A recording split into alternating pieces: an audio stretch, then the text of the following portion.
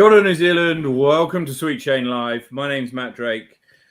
This is episode 92. A little bit of a rush this evening. I didn't expect it to be, but it has been. Good evening, Brady. How are you? Good, Matt. Yeah, I was going to say, I guess you're falling into those welcome to TD vibes. You know, I know that you just started your spring league up again this year. Wednesday nights out at Harcourt Park. How'd that go? How was the first league night, or am I jumping the gun? No, not at all. It was very successful, I thought. I think we had 25 people turn out, which is way more than I was expecting. Lots of new players who are playing perhaps league disc golf for the first time, which was great to see. And a couple of people who are playing kind of tournament disc golf, or not tournaments, sanctioned disc golf for the first time. So that was cool as well.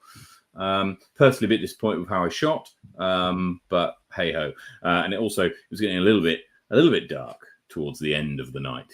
So yes, we shall see. We shall see. But anyway, you need to borrow Jay's Glow collection, and then you'll be just fine. You need to borrow Jay's Glow collection. You'll be just fine. We do. One of the points that came up actually whilst we were walking, whilst I was on the round discussing it with the people on the card, was how one week we ought to just start like an hour and a half later and play the second half as a glow round and go, right, this is you're using your glow discs now, and make it very deliberate. I'm not sure whether the Wellington glow scene is as mature as perhaps it needs to be for sanctioned disc golf. We'll see about that. Maybe we do that as a one-off, maybe over Christmas or something like that. I don't know. Yeah, I was gonna say, anyway. It sounds good. Maybe in that like bye week when we don't have a show, we could go out on a Thursday night for a bit of glow. Sounds like a very good idea. Anyway, we've got a great show for you tonight. We're going to go through some hot scores in a second. Then we've got a giveaway. We're going to give away tonight, actually.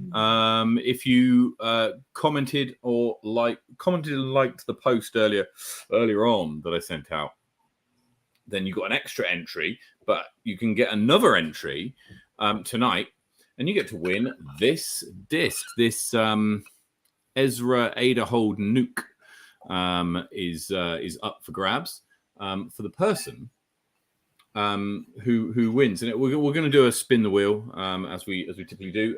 You can get up to 2 entries. You get 1 entry for commenting on the post previously, which many of you did. So thank you very much for entering in that way. The second entry, can be got by popping into the comments the answer to this question. Right.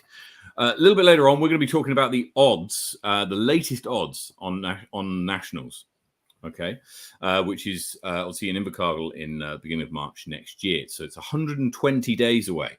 The countdown sort of begins now from that 120 days. What I want to know is,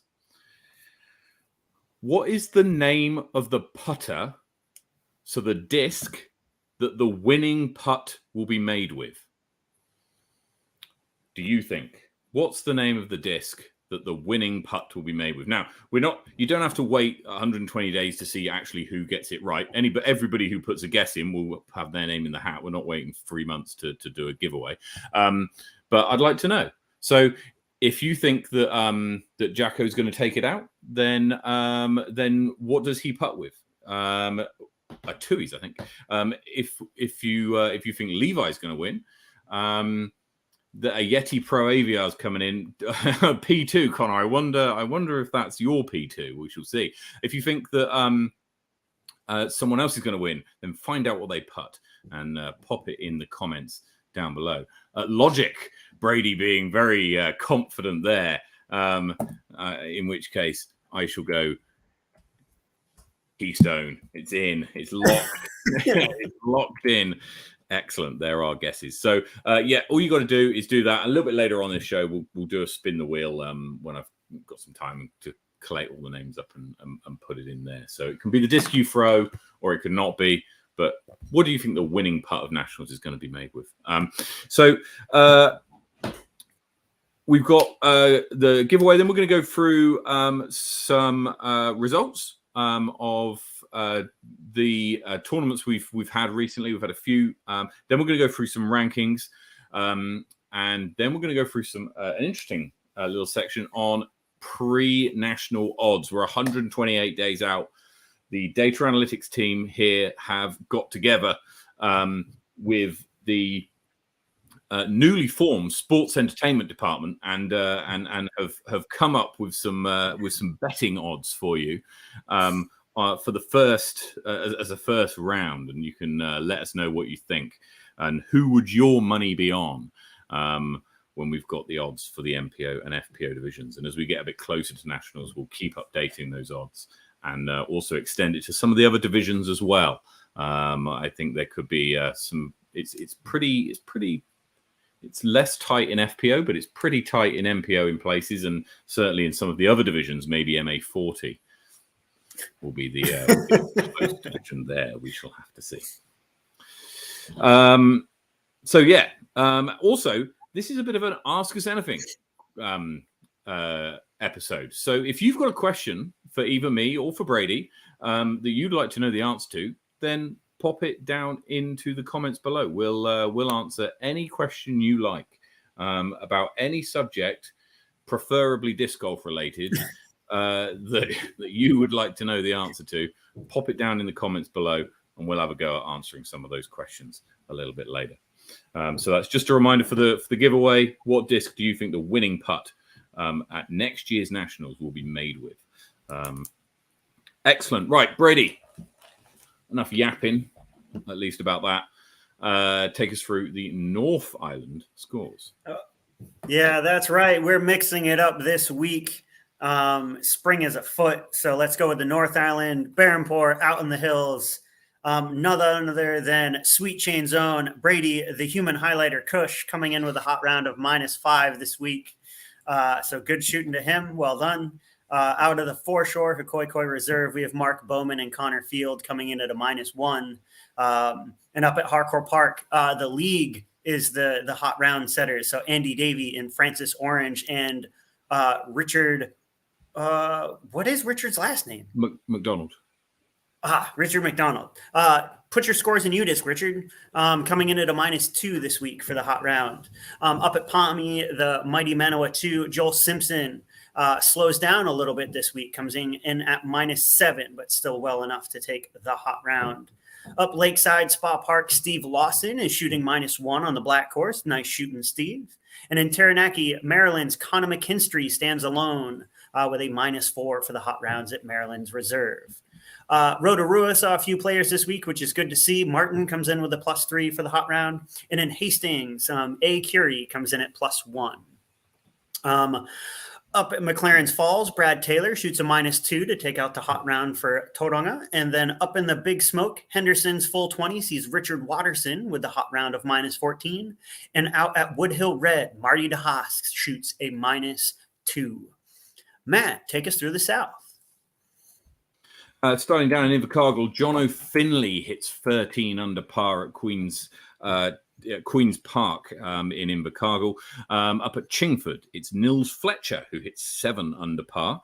And across the way at Brockville, Jack Maffey does enough to hit 8 under par. Up at Queenstown, it's Gus Van Gisteren who hits 9 under par at the Gardens. And over at Tucker Beach, it's Pedro who hits 1 under par.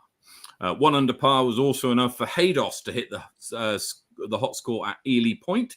And at Lismore, Ollie Webb and Ruben Goss both hit -10. Over at Jelly Park, in fact, all of the scores at Christchurch, you need to sort your UDisc out. Put your names in your UDisc, man. Jelly Park, first place takes out the hot score with -12. I'm sure they're trolling us now. Over at Ascot, Alan O'Free with -6. Brookerav, Sergei Sanin, thank you very much. 7 under par. Well done, Sergei. So look, actually on the subject of renewing stuff, I got an email asking me to renew my PDGA membership this week.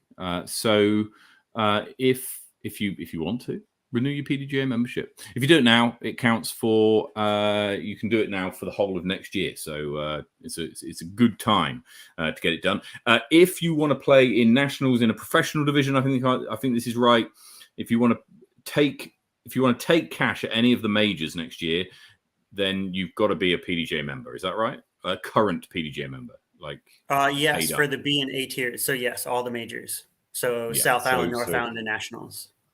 So if you're looking to take cash in any of those, is it taking cash or is it even just playing the event? Nationals, it will be playing the event. All A tiers, you need to be a PDGA member. For B tiers, you need to be a PDGA member to take cash. But yeah, you don't necessarily need that to play in Taupo or in Christchurch for the Island Championships. But look, getting a PDGA membership is so AM divisions at North Islands need full PDGA member. Thank you, Steve. Yeah, that's good to know. So yeah, sort your PDGA membership out. You got loads of weeks yet to get it done, but make sure you do. You don't want to be scrambling around on the Thursday before. We will be reminding you up and all the way up until it. So yeah. Yeah, I was going to say, and there's nothing better Christmas present, than getting a PDGA for your loved one. It could be your partner, it could be your daughter. Indeed. It might sound a bit of a joke. You do. Sorry? Do you have to renew Devon's? I don't have to, but I do. Okay. So for people who don't know, my daughter's 2.5 years old. I have renewed her PDGA membership every year. Now, people might say that's a waste of time because she's clearly too young to play in a disc golf tournament. It won't be too long before she does, if she wants to. But that's not why I do it. And the reason why I renew it is the same reason why I tell everybody here that they ought to A, get a membership, and B, renew it every year. And that's that it's putting resources back into the pot to help disc golf get better. Whether that comes in the form of international development, whether that comes in the form of website development to make a TD's job easier, all of like the tournament manager stuff, all of like the website stuff you see, it's got to be paid by something.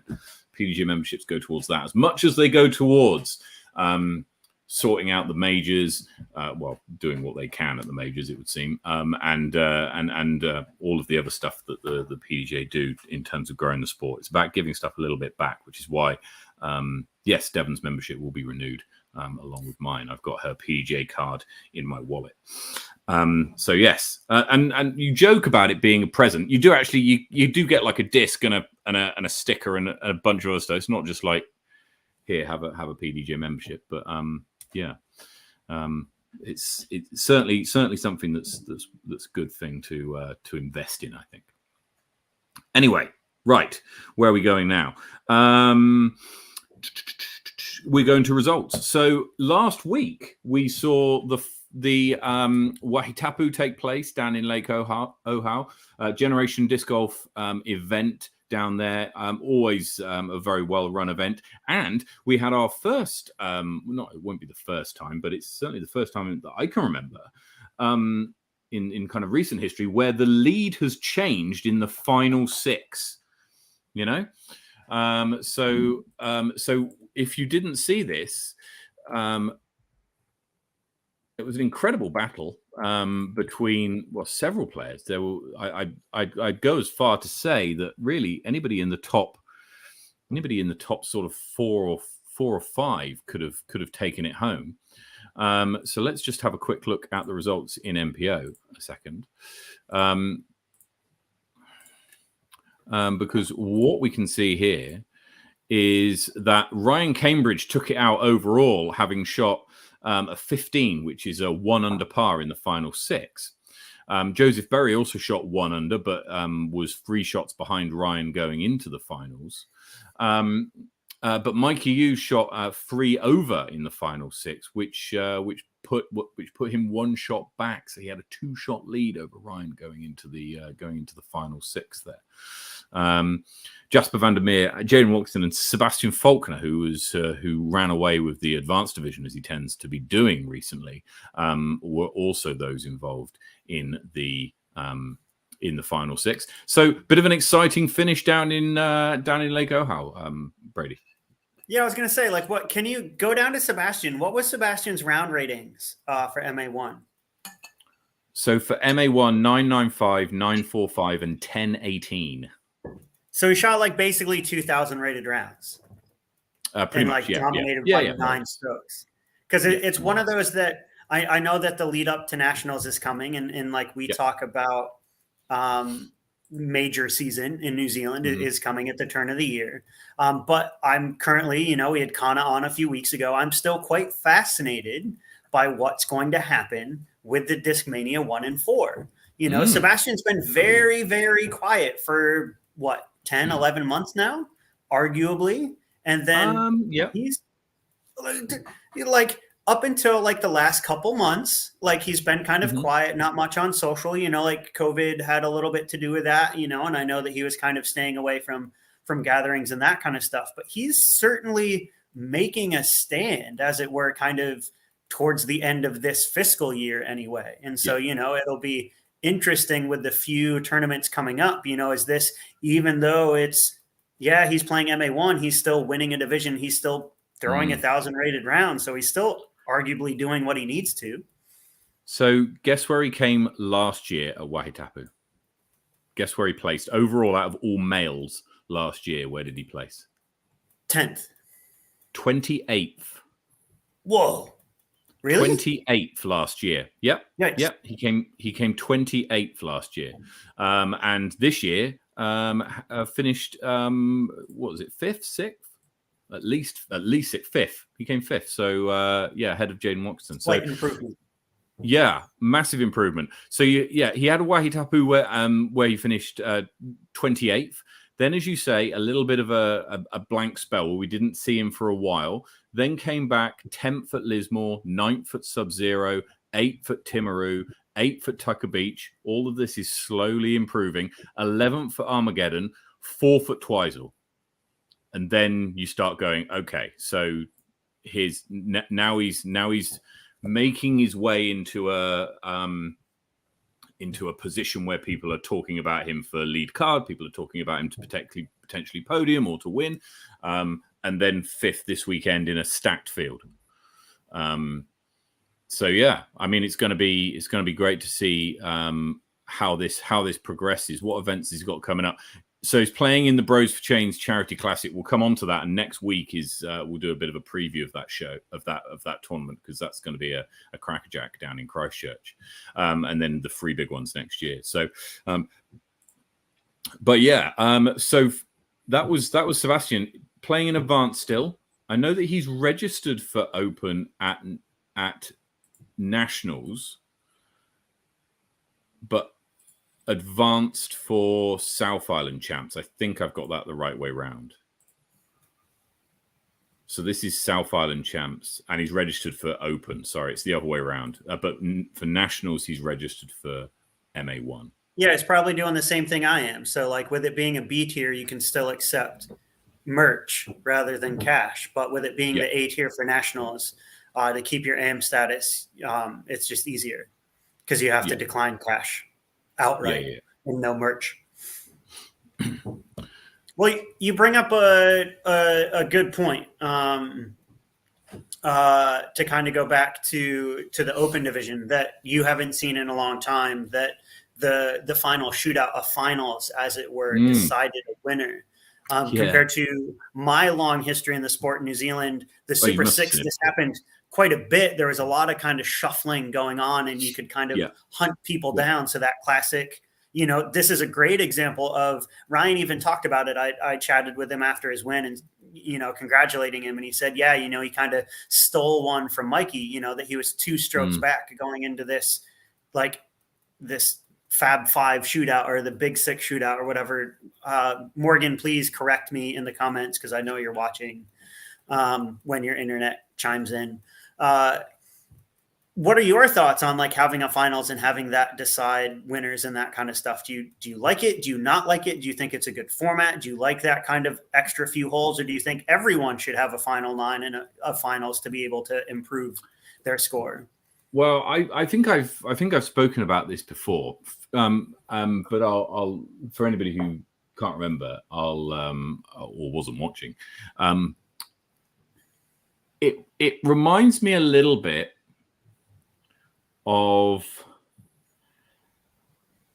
like the playoff scene that you have in, for example, basketball, right?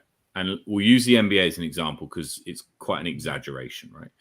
Teams in the NBA, they play 82 games in a season, right? And then have a competition to decide who the best team is. And I kind of think, well, what were the 82 games for? To figure out who was in the top six. You don't need 82 games to figure out who the top 16 teams are, right? 16 team elimination gives you the top 8 almost kind of immediately, right? And this is kind of the same thing. These guys have played each one of these rounds is 21 holes, so they played 63 rounds of disc golf already. 61 holes of disc golf, 63 holes of disc golf. Let me get this right. Already, right, over the weekend. And yeah, I know the reason for in the NBA is, yeah, that's a good point, but that's not the reason in disc golf, right? The reason we have final sixes in disc golf isn't because ESPN are paying us to put it on. Although I wish it was. So people have played 63 holes of disc golf. I would argue, right? Why do you need a final 6 at the end, especially when we're playing tee times, right? So it's not like people won't be able to go and see the last holes and catch the big guns playing. I get it on a shotgun start where you might want to go and see your favorite player play, but you don't get to do it because you're playing on the other side of the course when they're finishing, and you might not get a chance to see it. So the final 6 gives you a chance to go around and follow the best players around. That's fine. But this was tee times, right?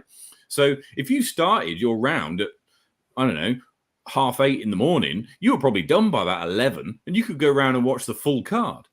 So, and after 63 holes of disc golf, I'm not sure whether you need another 6 holes to figure out who the best player is. And I would argue further that if you do need 6 more holes on top of that 63, what the hell have those 63 holes been about?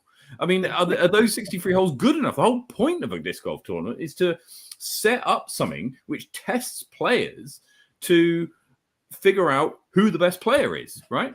And so if your holes are designed and in such a way that the scores that come out at the end of it are all the same, and we can do some analysis on this. This maybe.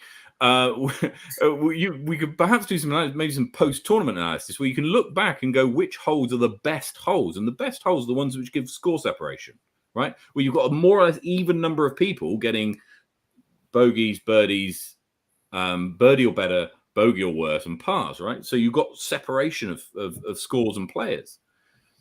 When you've got some holes where everybody gets a birdie or everybody gets a bogey, there's not much point in having the hole. You might as well, just put it down or chalk it up or take the par off. It doesn't make a difference. It doesn't add value to the point of a tournament, which, yeah, and people go to tournaments for different reasons. I get that, to have fun and to meet mates and to get outside and get excited. All those are great reasons. But at its heart, a tournament is run to find out who the best player is, and you do that by having holes which have score separation. And so, if you don't have that in your course, why do you have the 6 shots at the end? Now, saying that, and I realize I'm going on a bit of a speech here, so apologies.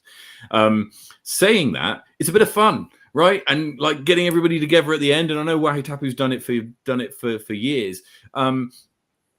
So I get it. It's kind of a bit of fun, but I don't see the. I'm not sure I dislike it enough to put it into Room 101, honestly, Bray. But yeah. But I guess I don't think it adds value necessarily to a tournament. What are your thoughts, Brady? Do you like them or loathe them? Jacko and I have talked about it before. Like that. I personally love them. I miss them. Like because it was for Jacko and I, like who've been playing in New Zealand for, like a decade plus. It was, and like it was a status symbol, like it was this thing to shoot for. It's like playing on lead card, right? So like now with so much coverage going around the country, like your prestige is to make lead card and to be filmed. In the past, it used to be to make the Super Six. That was a badge of honor, you know, like that you were one of the top 6 players to like make this Super Six. And so, you know, like it was a thing that you strived for. You know, like it was kind of a stepping stone before making lead card, before winning tournaments. And so like I do miss them. But, you know, like I do agree with you that they are like now, and you know, like, yeah, when we talked about it with Jacko, they're dying with the idea that tee times have come in, that there is so much coverage, they're not needed as much anymore. I definitely think it would be really interesting in more of a match play format. The idea of like kind of having a Super Six. So the idea of like maybe the top 4 go on to play like an extra like 6 holes or something like that, you know, like would be interesting. But yeah, you know, like I do kind of have a question about that. You're familiar with the Disc Golf Pro Tour Championships, yes? Yeah. Yeah. What are your thoughts on like that format, on the whole like single elimination hot round kind of deal? Like, do you see that as something similar? So if you finish in, do you mean the one where if you finish in like 17 to 32, you play a round and then the best 4 go through and play the 9 to 16, and then the best 4 go? I like that format. I like that format because it's finding who the best player is in a relatively efficient way. And yeah, you might argue that one round isn't enough to have the best players. Yeah, okay, but you've got the rest of the season where you've got tournaments that are doing that. And so the format of this is consistent with finding the best player, but it's done slightly differently. I just think it's unnecessary. And Ethan makes a good point about the MLB. That's exactly the same. What kind of game are you playing where it takes 162 games to figure out who the best or who the top half of teams are? I mean, what's going on? Yeah, I just think it's, yeah. Now, are you a Premier League fan? So do you mean football? Yes. Yeah. So the team I support plays in the 3rd tier of English football. Okay. But I'm aware of the Premier League, obviously. Well, I would hope so. Yeah. I'd be a little shocked if you weren't. Come on, it's not soccer. Come on. I mean, it's totally soccer, Bray. I'm with you. Thank you. Well, you're American. You can call it soccer and get it wrong, but like Bray should know better. But the Premier League and the Champions League is a great example, right? So like that idea that what is it, top 4 from Premier go on to play in like the Euro Champion League, right? Okay, but this is slightly different, right? Because the Premier League, you play a whole season where you play each team twice, right? And then the winner is the team with the most points, having played those 38 games, right? And that's it. There's no and then after those 38 games, we'll go and play some more games to find out who the winner is. No. After those 38, you played each other twice. That's the winner, and they're the best, right? Okay. The way the Champions League then works is then the top 4 teams then qualify to go and play the top few teams from all the other European countries. 5 hours later, yeah, and they compete in their own tournament, which is kind of like a pool/knockout competition. Yeah, we're sort of going away, but I don't think there's similarities here. The similarity is closer to NRL, right, where you play a whole season. Each team plays each other team twice, I think it is, maybe more, and then on top of that, you have a playoffs. It's like, well, you've just played the whole season. You know who's the best team because they've played all the teams already. Yeah.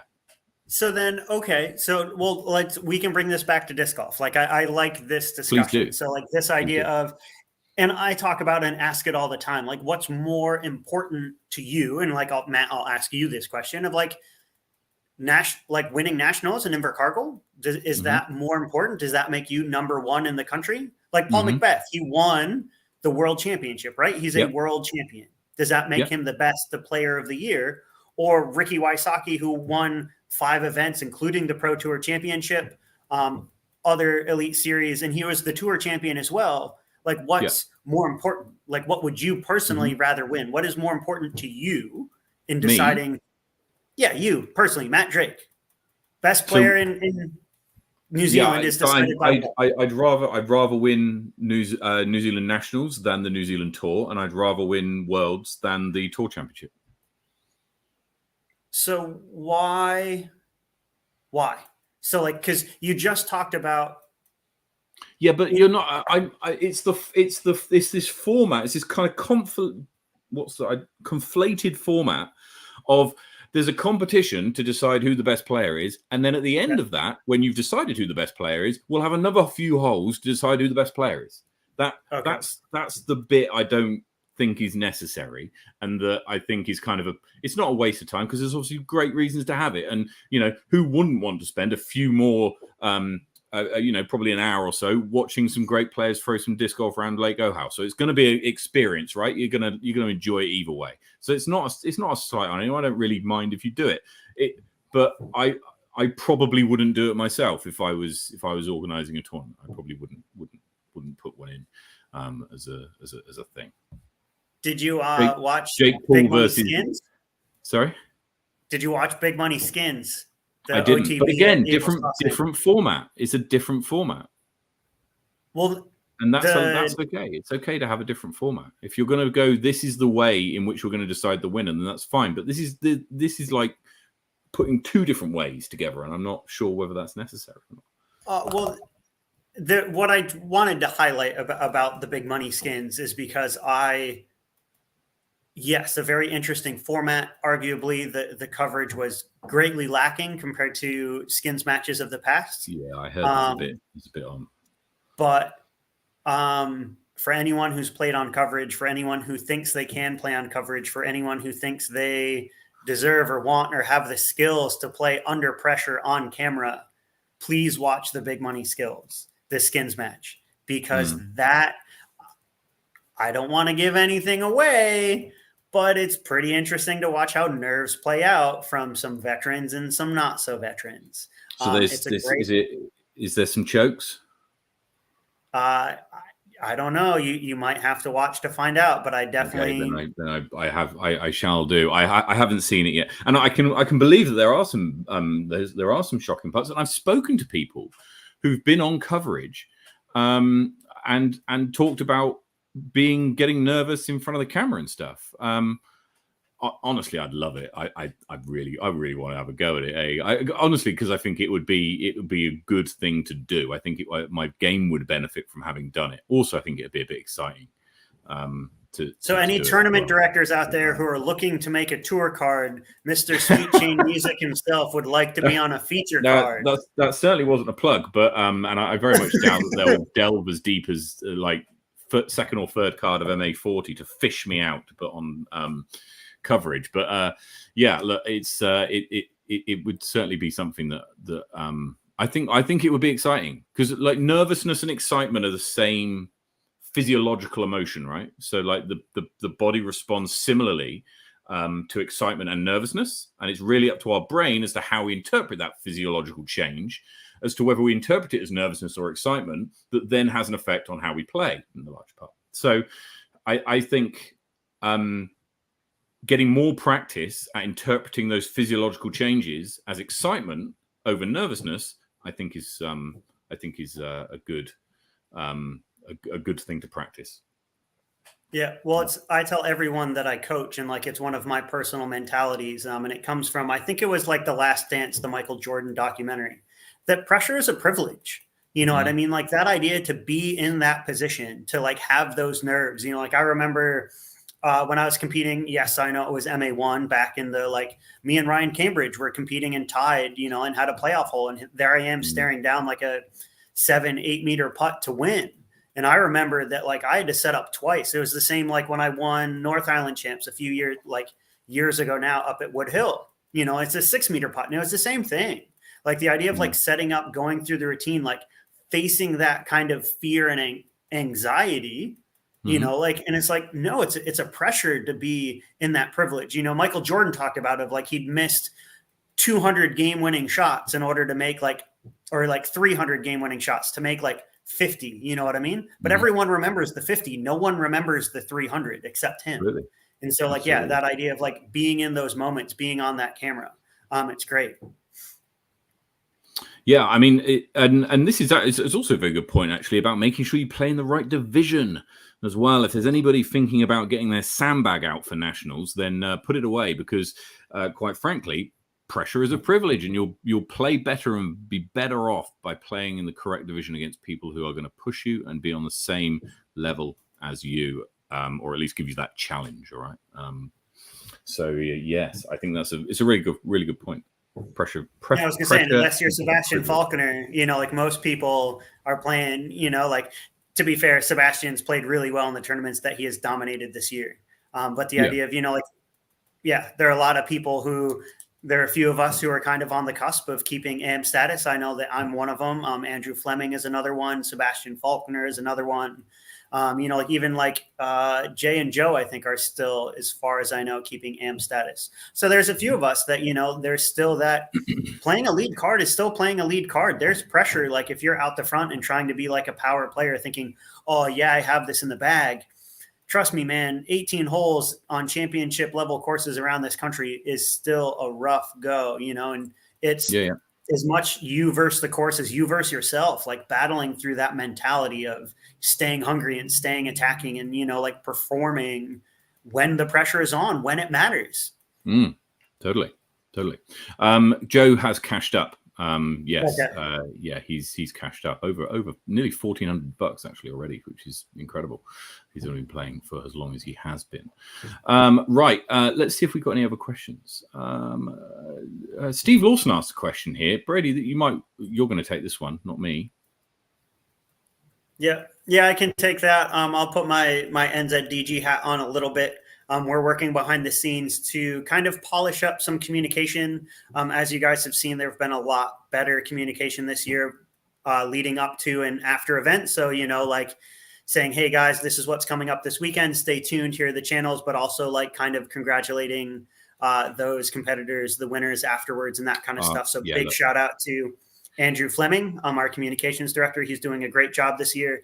And also big shout out to Bray Marsden. I know that you're in the comments and that kind of stuff. Him and I have been working, and he's been doing lots of mahi behind the scenes, polishing up some communication between the tour director and NZDG and tournament directors. So we've been really working with getting just the standards out in front, and rather than kind of chasing things, oh, this wasn't up to par and that kind of stuff, we did kind of talk about, there were a few issues and bumps, as it were, up at Bethel's.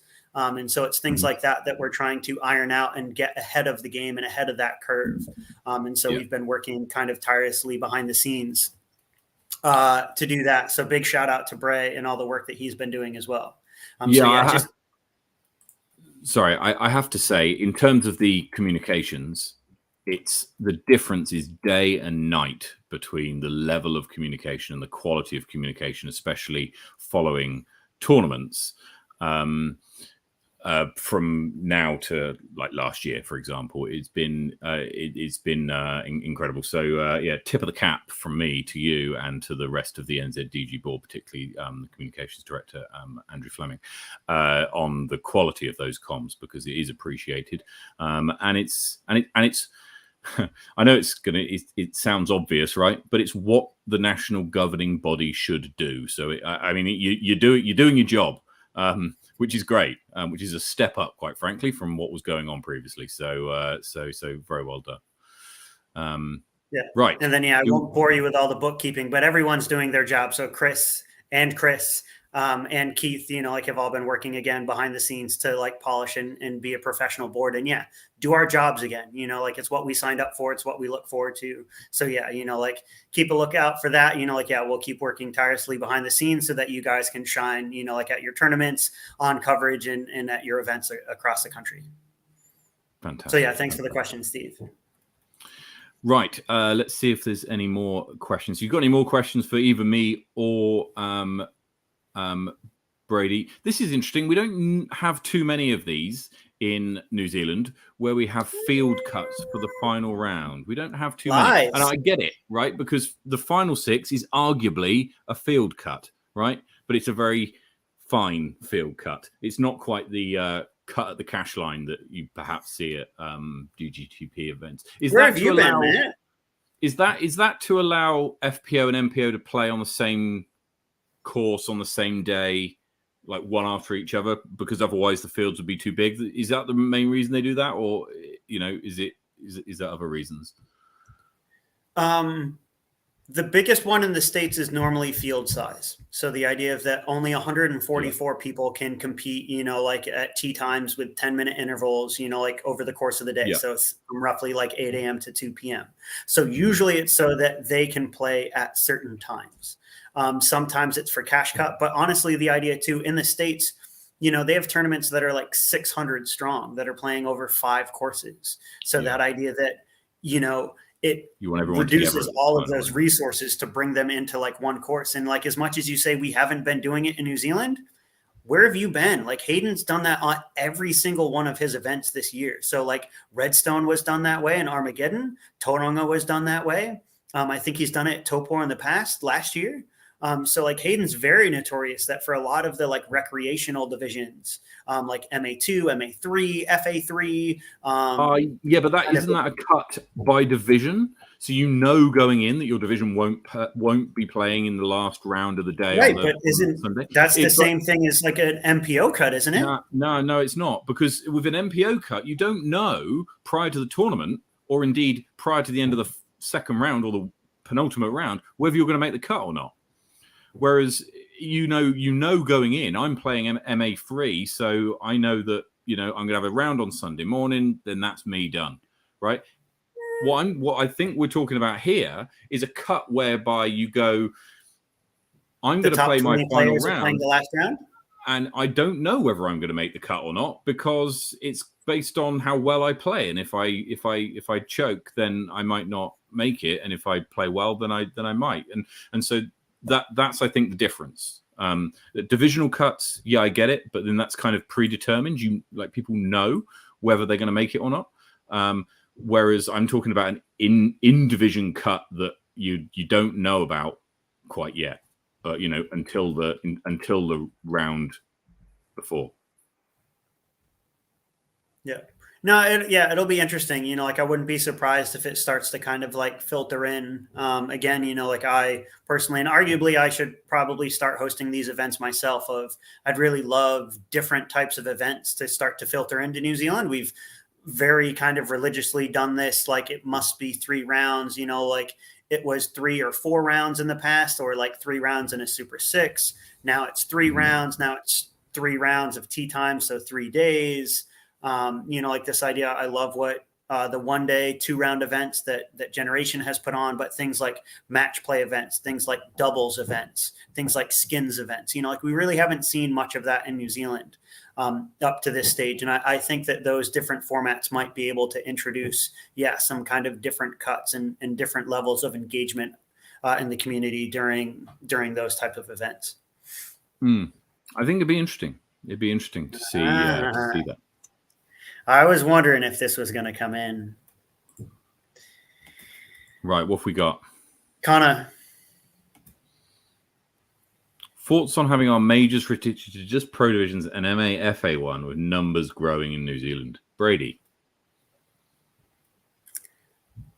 I'd love for you to tackle this first. Unfortunately, I kind of wear 2 hats, so I have to be very careful on how I answer this. Indeed. So shall I have a go? Yes, please. Okay, so I think I think I know what your non-NZDG hat would say, but yeah. Okay, so it's not necessarily the same as my opinion on this. So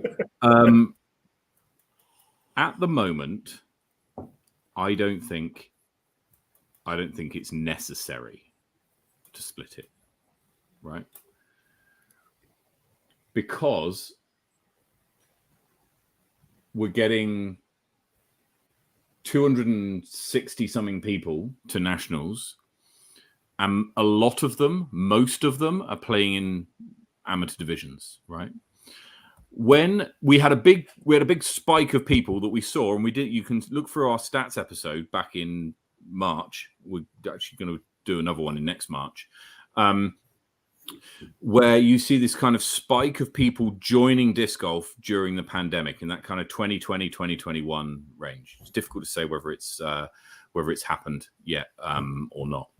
But what we will see as time goes on is that hump of people who joined will push from MA3 and then into MA2, and then into MA1 as people get better and better and better and better and better, and then into MPO and feel more confident in their game. So I think in 2 or 3 years' time, I think the MPO division will be way bigger than it is now. And MA1 particularly will be a lot bigger than it is now, because a lot of people will get to MA1 and reach their ceiling, right? And just not be capable of progressing any further, not because necessarily they want to, but they may not be able to practice as much as is necessary to play at that level or whatever, right?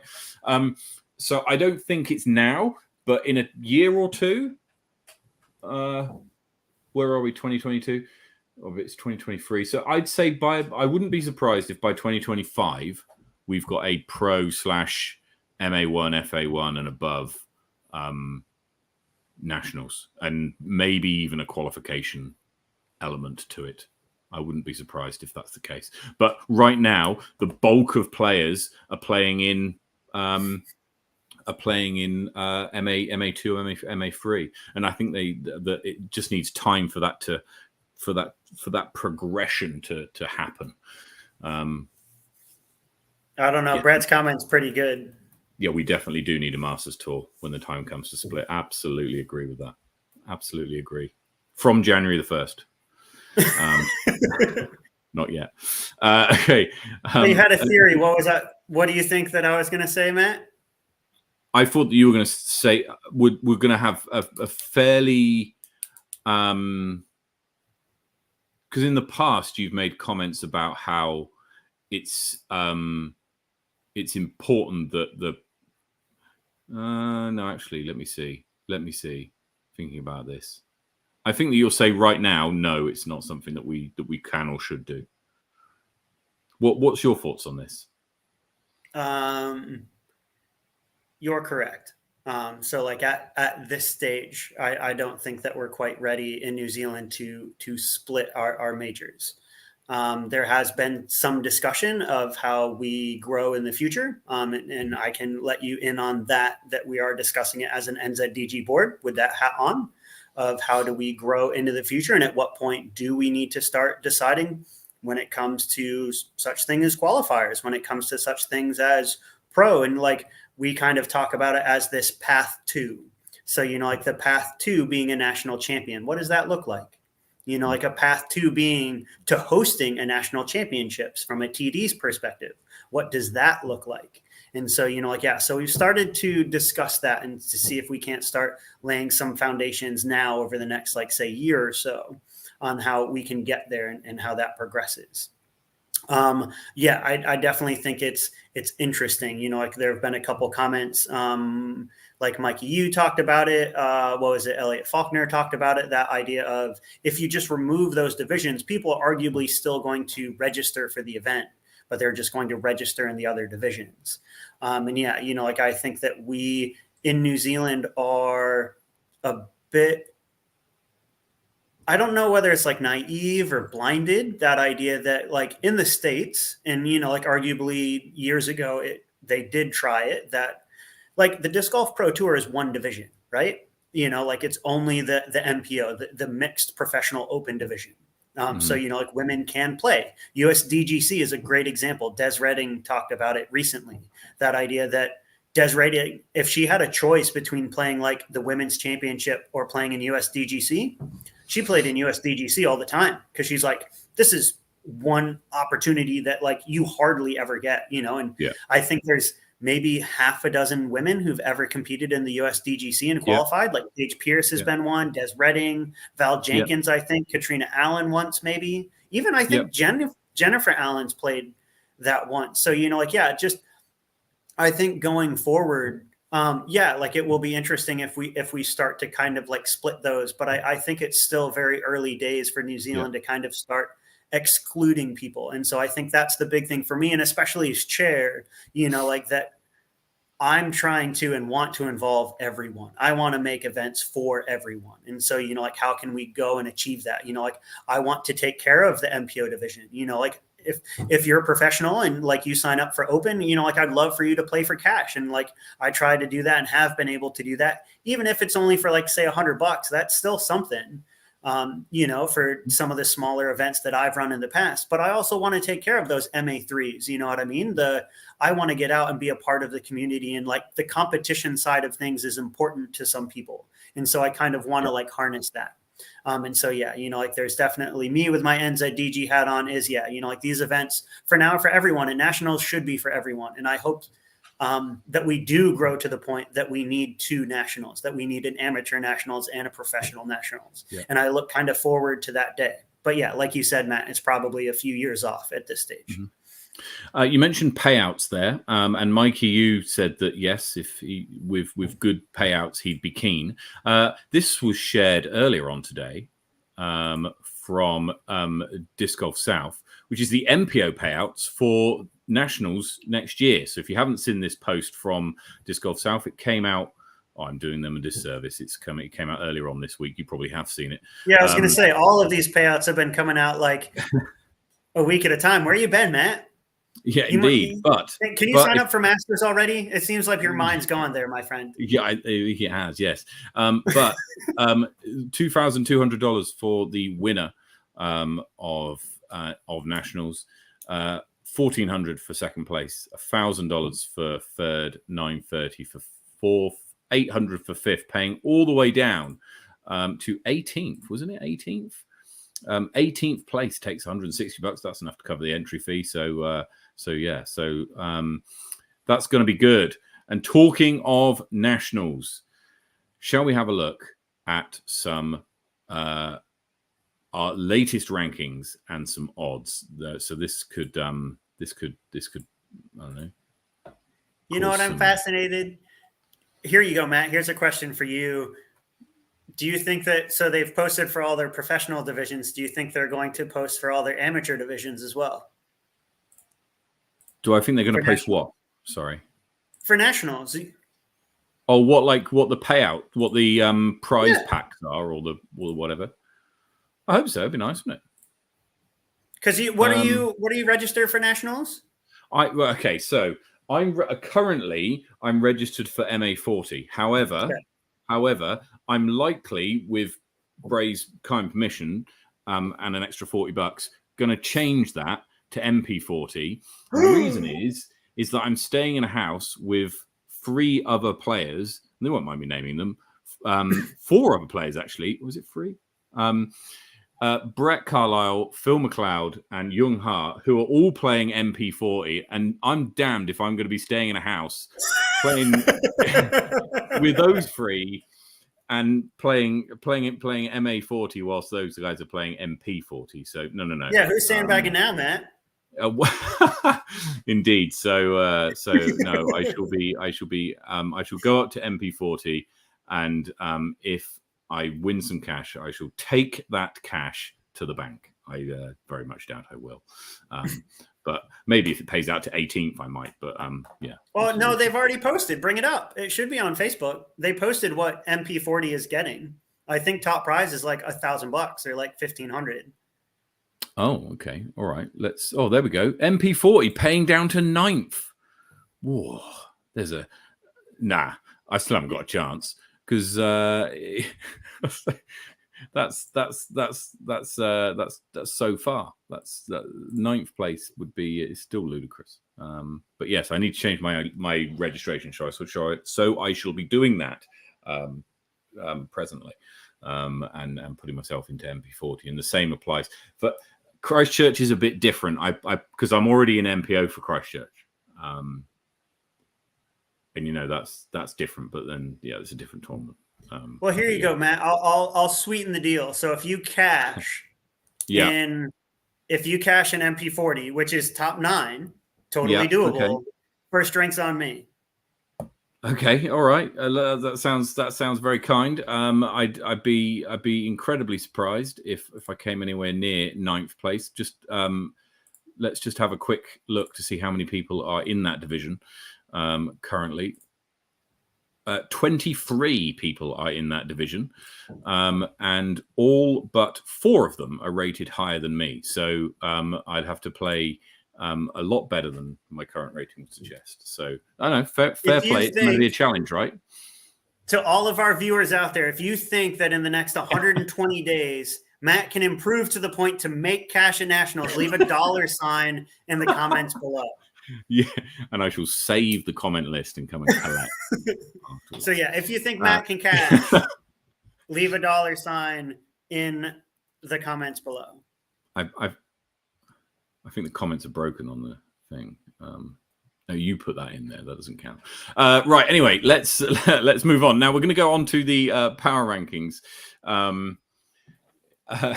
Is the next bit here. So here are the power rankings. You will notice that in the MPO division, Jackson Sullivan has climbed above Levi Stout to be the #1 player in New Zealand currently.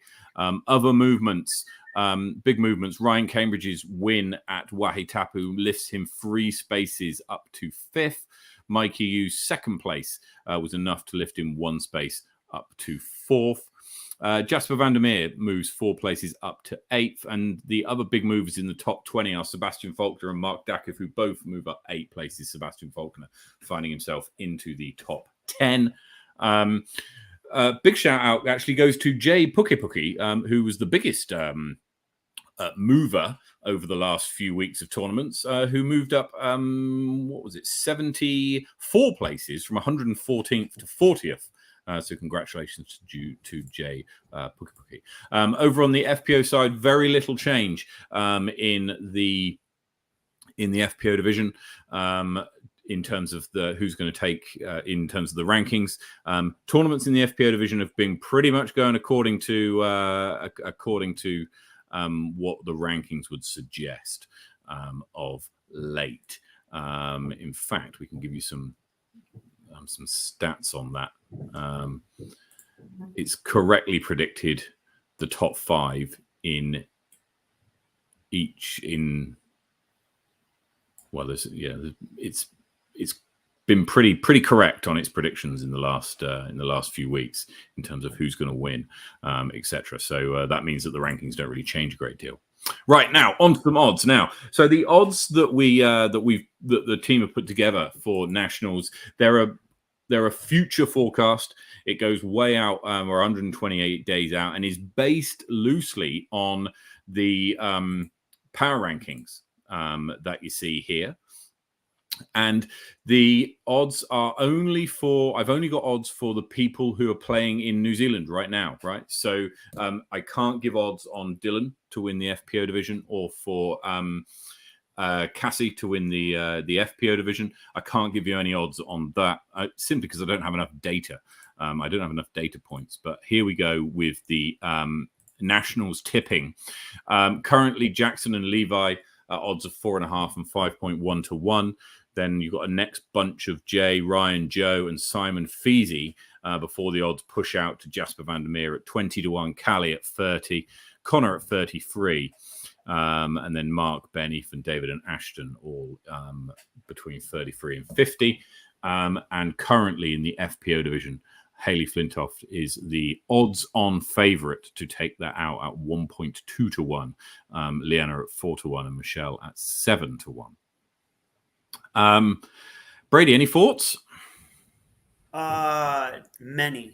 Well, my biggest one is this, and that's like I'm not a betting man. I'm a very practical man, and it's one of those that I was very Worlds this year was kind of a great example of that. So like Disc Golf Worlds, for those of you who haven't seen it, like Paul Macbeth, and seeing his mentality and what he kind of pushed through. So arguably Aaron Gossage, who pushed him into the playoff, played the tournament to perfection, came in with a plan, executed that plan perfectly. Like the idea on the 18th green of the final round, Aaron Gossage puts it to bullseye on his upshot to card the birdie to force the playoff. Like absolutely incredible performance.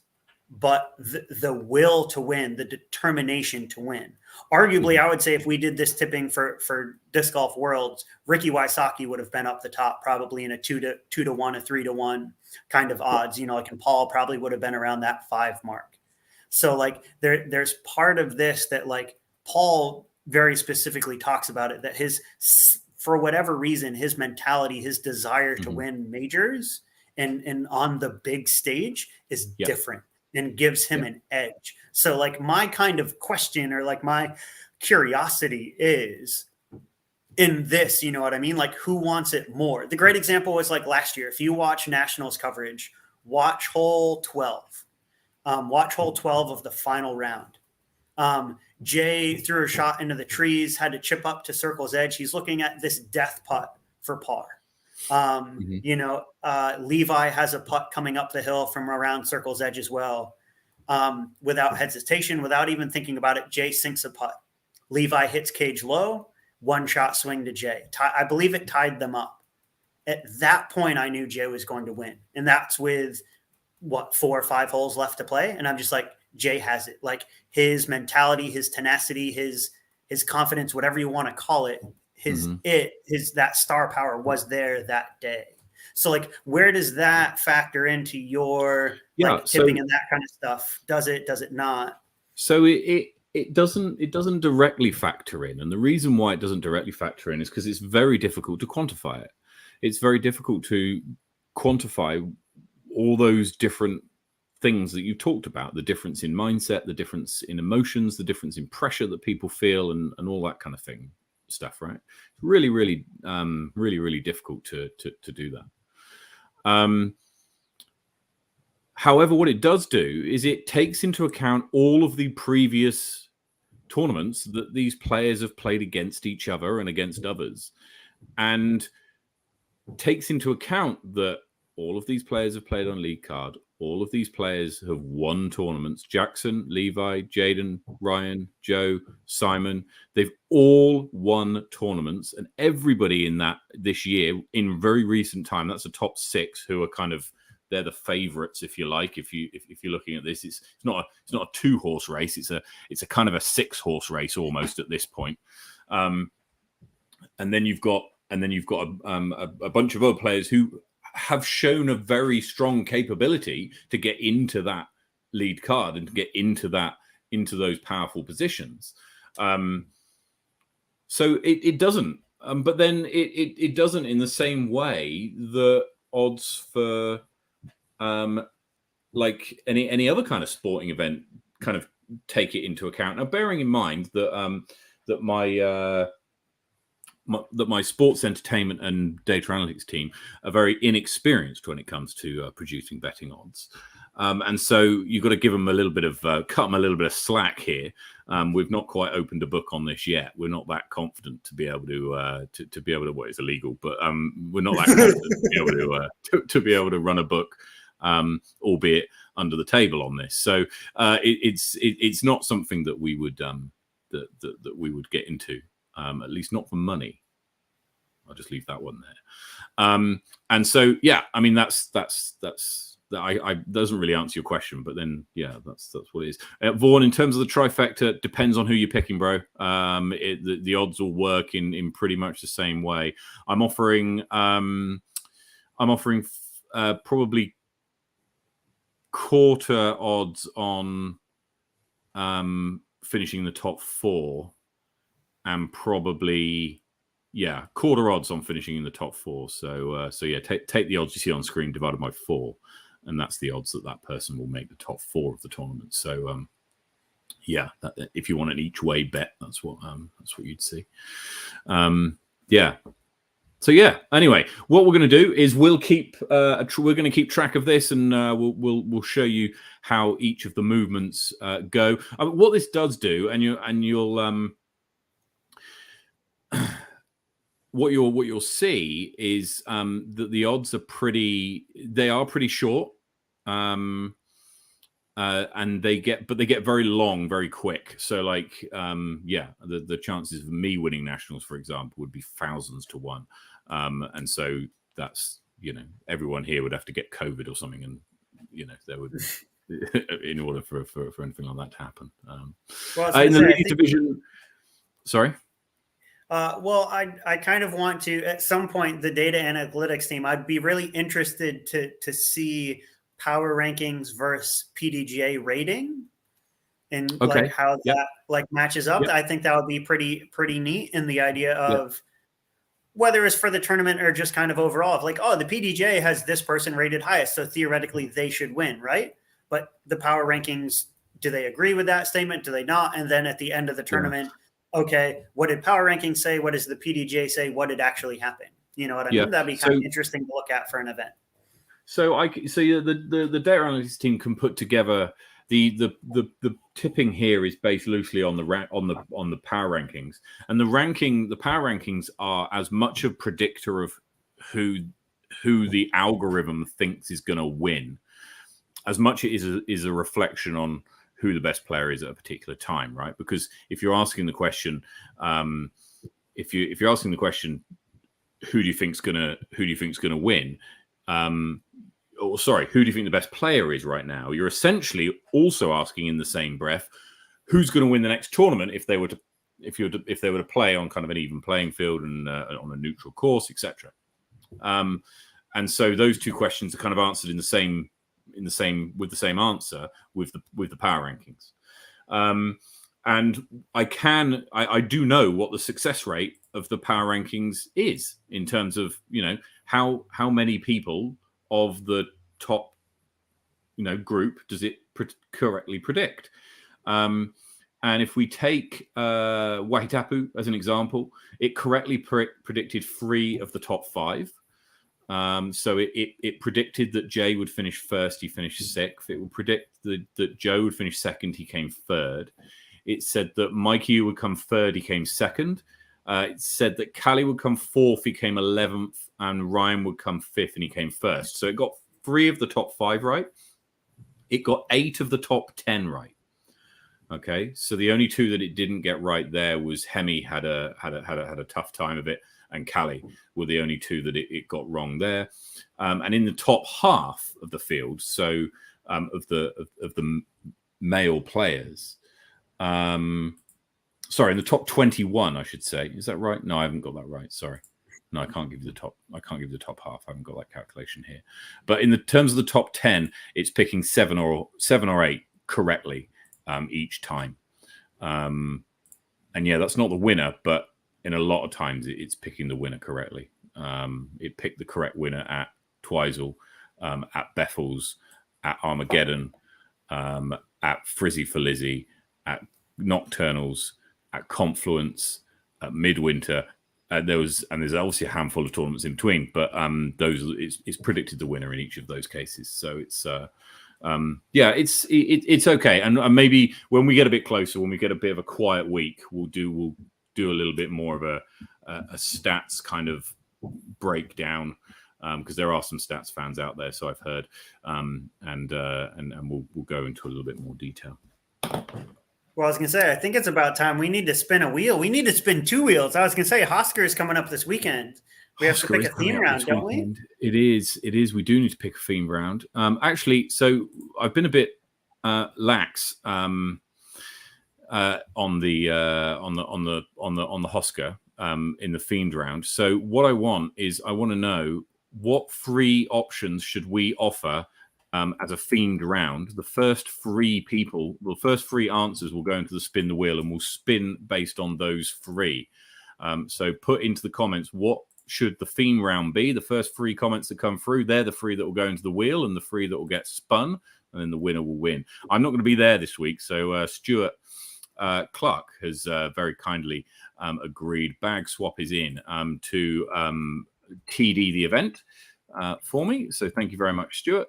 And yeah, so what have we got? A disc from someone else's, 1 disc from someone else's bag. So bag swap plus 1 disc. Excellent. And we need 1 more. Oh my word. Yellow disc only. Sorry, Vaughan. Brady might be all right there, but not everybody can do that. Weekend only. Standstills only. Standstills only. That's standstills only. Okay. Standstills only. No run-ups, no X steps. Standstills only. There we go. So we've got bag swap, and 1 disc, which we've done before, and it was interesting. So let's spin this wheel, shall we? Present, share screen. It's there. Is it that one? It's that one. Here we go. This is for Hosker on Saturday morning. Who's going to win? We will be doing a bag swap and one disc round. So bring your bag along, and who gets to decide which disc you play with? Do you pick one yourself, or do you get someone else to pick? I think you get to pick. If you have the bag. Oh, hang on. You don't get to choose your disc. Okay, so the player whose bag it is gets to choose the disc. That you also have to replace it if you lose it as well, right? So yeah, excellent. Right, let's also spin the other wheel for the other thing. Disc giveaway. Have you been taking names?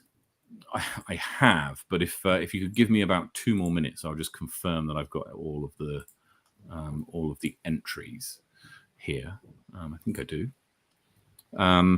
But yeah, whilst we're doing that, maybe you could take us through what the future tournaments look like for anybody who isn't up to speed with what tournaments are coming up. I'll stick them on screen now. Bring up my calendar. So yeah, we have Hosker coming on this weekend. For those of you in Wellington, please come down and join us. Of course, the weekend after, we have the Bros for Change Charity Classic, not an NZDG event, but a PDJ event with Drew Gibson coming down.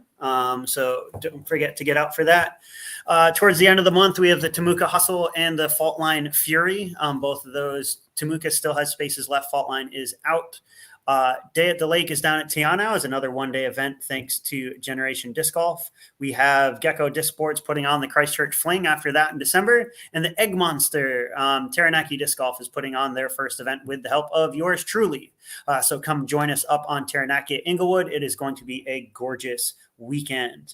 Yeah, a few other things coming up. Roxborough Open, another Generation Disc Golf down south, putting in the Mahi there. This is the third or fourth time they've been out at Roxborough. Great out on the golf course. Of course, the event, my best round in UDisc. Thank you, 30 under at Hakoikoi. Wellington Centurion comes up in January here for those in the capital. We will be mixing it up this year with Carhorts moving around the city so that we can maximize space and cards. We had a big cluster, as it were. Big backups at Hakoikoi last year, so we're going to mix that up this year. Then, of course, starting off as ever, we have Highlands of Endure and Dunedin, and then it is majors. So we have the Christchurch, the Garden City Open for the South Island Championships, Nationals and Invercargill at the Southern Smash, and then the North Island Champs for the Topor Classic. I believe there's still a few spots left for Garden City Open. I believe they're under 24 now, so there's only about a dozen or so left. Of course, Nationals has sold out. Congratulations, Invercargill. And Topor Classic still has a few spaces left. So please get in. Don't waste time. Book now. Book transportation now. Goodness gracious, Wellington is starting to get overrun with tourists again. So please book transportations, book your ferries, book your flights. Get ready for those. They are going to be such a good time. I'm looking forward to all of them. Have you booked your accommodation and flights and all that kind of stuff? Working on it. I've registered for all of them now. We have accommodation booked for Nationals. I have yet to book for Garden City Open, though I do have a few places, couches that I can crash on. But yeah, actually, we should look at a suite chain house. Or to be honest, anyone who wants to come up to Topor, I've done it before. I'd love to do it again. If you're coming up from the South Island, flying to Wellington, we can drive up and make a weekend of it. It'll be fun. Let me know. Feel free to reach out to me. I'm sure Matt or other Wellington folks would be willing to help out. So please come. We're very fortunate in terms of Team Sweet Chain and also the kind of Wellington group, in that we've got Kath Headley, who's incredible at organising things. And so you tell her that she's going to a tournament and she's going to the same one, and bang, your accommodation's sorted. And so it's it's pretty handy. She's done that for Invercargill and for Topor, and I understand for the people staying in Christchurch as well. So yeah, it's been very good. So I'm happy to say I've got all my flights booked for Christchurch and for Invercargill, and accommodation for both of those as well. It's going to be really looking forward to it. 120 days till Nationals, and slightly less for Slightly less for the Garden City Open. Is that what you were looking for? It was. Right, let's spin the wheel. I think I've got all the names. Apologies if I haven't, but I think I have all the names here. Right. Oh, man, that's a lot of colors. Sorry, it is a lot of colors for this time of night. As long as my name's in yellow, we're fine. I don't know if it's in yellow, actually. Is it in... no, I see it in blue. Sorry. Can you see that? Or it's better than red, I suppose. Right, let's spin this wheel. So you are... the winner of this will win this Ezra Aderhold Nuke. So congratulations. Nukes, baby. Somebody who will win this. This is a Tour Series 173.74. Tour Series Ezra Aderhold Nuke. Here we go. Beefy, I need it for that wind that is howling outside. Nope, that's not blue. That was close. I was like, Matt wins his own disc. Yeah, that would have been incredible. But no, Matt Rance. So congratulations. If you're in the comments, pop a comment in below or send us a message, and we can sort out getting this disc to you. Yes. Dang it, so congratulations to you. Right, that brings us to the end of the episode this week.